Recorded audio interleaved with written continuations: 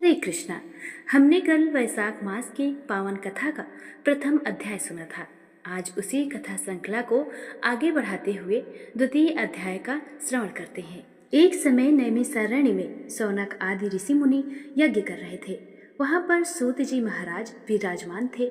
सभी ऋषियों ने हाथ जोड़कर उनसे विनती किया कि हे प्रभु सूत जी महाराज, आपने वैशाख मास के महात्म्य का अद्भुत वर्णन किया है, जिससे हमारे हृदय में भगवान के प्रति भक्ति जागृत हुई है। आप कृपा करके उस महात्म्य का और विस्तार पूर्वक वर्णन कीजिए, जिससे मनुष्य को धर्म का ज्ञान हो सके और वह पापों से मुक्त हो सके। तब सूत जी महाराज बोले, हे मुनियों, इसे तुम ध्यान पूर्वक सुनो। वैशाख मास का महात्म्य अनंत है। इसका वर्णन स्वयं स्कंद पुराण में विस्तार से किया गया है और यह मास भगवान विष्णु को अत्यंत प्रिय है। जो मनुष्य इस मास में स्नान, दान और जप करता है, वह जन्म जन्मांतर के पापों से मुक्त होकर परम गति को प्राप्त करता है। अब मैं तुम्हें एक प्राचीन कथा सुनाता हूँ। पूर्व काल में एक विशाल और समृद्ध राज्य में चंद्रकेतु नाम का एक राजा राज्य करता था।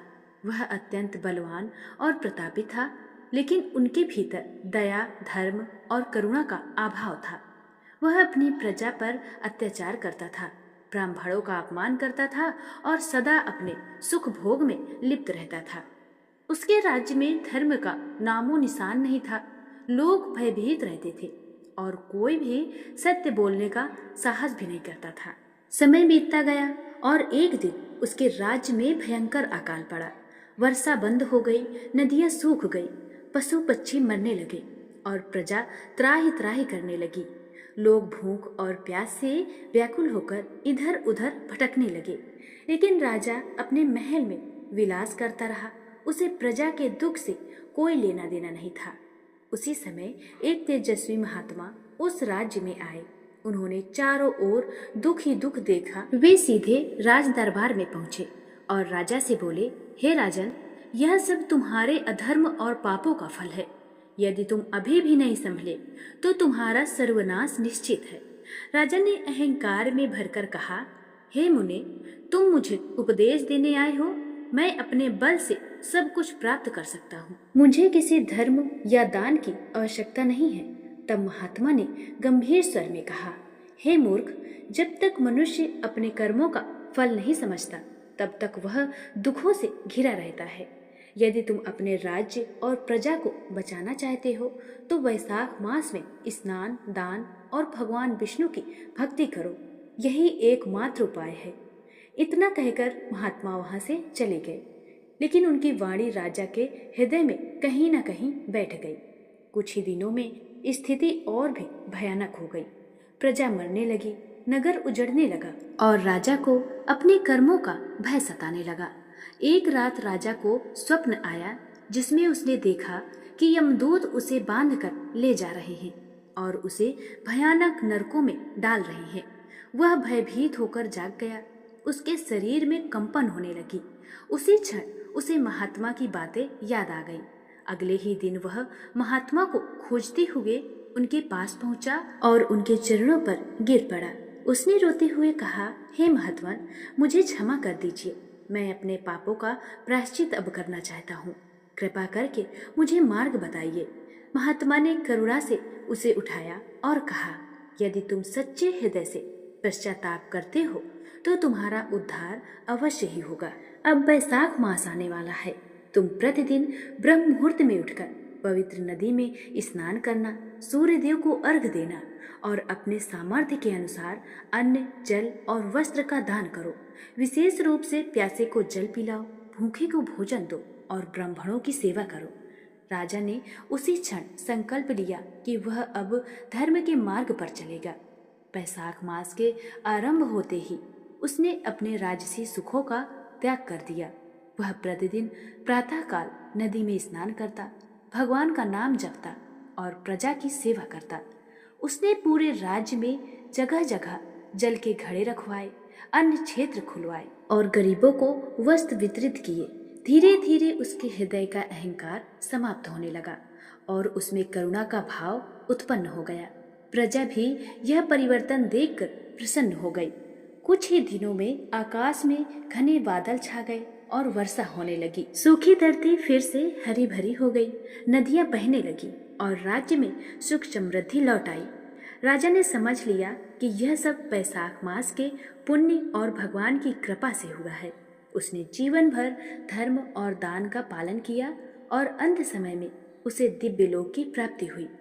श्री सूत जी आगे कहते हैं, हे मुनियों, इस कथा से यह सिद्ध होता है कि बैसाख मास में किया गया प्रायश्चित और पुण्य कार्य मनुष्य के जीवन को पूर्ण रूप से बदल सकता है।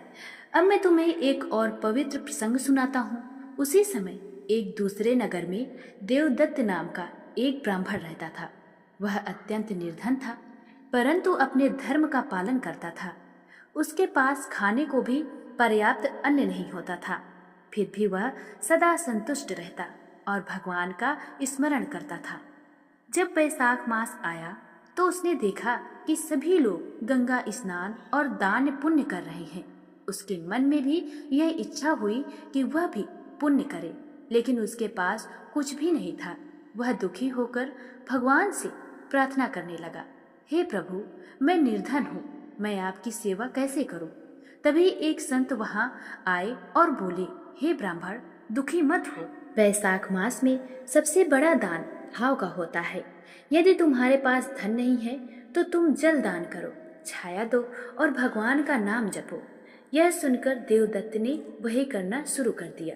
वह प्रतिदिन स्नान करता, अपने घर के बाहर जल का घड़ा रखता और राहगीरों को जल पिलाता। जो थोड़ा बहुत अन्न मिलता उसमें से भी वह कुछ भाग दान कर देता। एक दिन दोपहर के समय जब सूर्य की तपन अत्यंत प्रखर थी, तब एक अत्यंत वृद्ध और दुर्बल ब्राह्मण वहां आया। उसके शरीर में शक्ति नहीं थी, वह अत्यंत प्यासा और भूखा था। वह धीरे धीरे देवदत्त के द्वार तक पहुंचा और बोला, हे ब्राह्मण, यदि संभव हो तो मुझे थोड़ा जल और भोजन दे दो, मैं अत्यंत कष्ट में हूँ। देवदत्त उस समय स्वयं भी कई दिनों से अल्पाहार पर था। घर में केवल थोड़ा सा अन्न बचा था जो उसने अपनी पत्नी के लिए रखा था। एक क्षण के लिए उसके मन में भी विचार नहीं आया, किंतु अगले ही क्षण उसने सब कुछ अतिथि के चरणों में अर्पित कर दिया। उसने प्रेम पूर्वक उसे जल पिलाया, भोजन कराया और विश्राम के लिए स्थान दिया। वह वृद्ध ब्राह्मण भोजन करके अत्यंत प्रसन्न हुआ और बोला, हे देवदत्त, तुम्हारी सेवा अद्भुत है। तुमने अपने कष्ट को भूलकर मेरी सेवा की है। क्या तुम जानते हो कि मैं कौन हूँ? देवदत्त ने विनम्रता से कहा, हे प्रभु, मेरे लिए तो हर अतिथि ही भगवान का स्वरूप होता है। मैं यह जानने की इच्छा नहीं रखता कि आप कौन हैं। मैं तो केवल अपना कर्तव्य निभा रहा हूँ। तभी वह वृद्ध ब्राह्मण तेजोमय हो उठा और उनके शरीर से दिव्य प्रकाश प्रकट होने लगा। देखते ही देखते वह अपने चतुर्भुज रूप को प्रकट हो गए। उनके हाथों में शंख, चक्र, गदा और पद्म सुशोभित हो रहे थे। उनका स्वरूप इतना दिव्य था कि देवदत्त और उसकी पत्नी भाव विभोर होकर उनके चरणों में गिर पड़े। भगवान विष्णु बोले, हे भक्त देवदत्त, मैं तुम्हारी परीक्षा लेने के लिए ही इस रूप में आया था। तुमने निर्धन होते हुए भी जो निष्काम सेवा और दान किया है, उससे मैं अत्यंत प्रसन्न हूँ। बैसाख मास में किया गया तुम्हारा यह छोटा सा पुण्य कार्य भी अनंत गुना बढ़कर फल देने वाला है। भगवान ने आगे कहा, हे ब्राह्मण, मैं तुम्हें वर देता हूँ कि अब तुम्हारे जीवन में कभी अभाव नहीं रहेगा। तुम्हारे घर में सदा अन्न, धन और सुख की वृद्धि होगी और अंत समय में तुम मेरे परम धाम को प्राप्त करोगे। इतना कहकर भगवान वहां से अंतर्ध्यान हो गए, लेकिन उनका दिव्य आशीर्वाद वहीं रह गया। उस दिन के बाद से देवदत्त के जीवन में धीरे धीरे परिवर्तन आने लगा। उसके घर में अन्न की कमी समाप्त हो गई। लोग उसकी सेवा और भक्ति से प्रभावित होकर उसकी सहायता करने लगे और वह सम्मान पूर्वक जीवन बिताने लगा। किंतु सबसे महत्वपूर्ण बात यह थी कि देवदत्त के भीतर कभी भी अहंकार नहीं आया। वह पहले की भांति ही विनम्र और सेवा भावी बना रहा। वह निरंतर बैसाख मास के महत्व का प्रचार करता रहा और लोगों को प्रेरित करता रहा कि वे भी इस पवित्र मास में स्नान, दान और भगवान का स्मरण करें। सूत जी महाराज ने आगे कहा, हे मुनियों, इस कथा से यह स्पष्ट होता है कि वैशाख मास में किया गया दान और सेवा कभी व्यर्थ नहीं जाती। भगवान केवल बाहरी वस्तुओं को नहीं देखते, वह मनुष्य के हृदय की भावना को देखते हैं।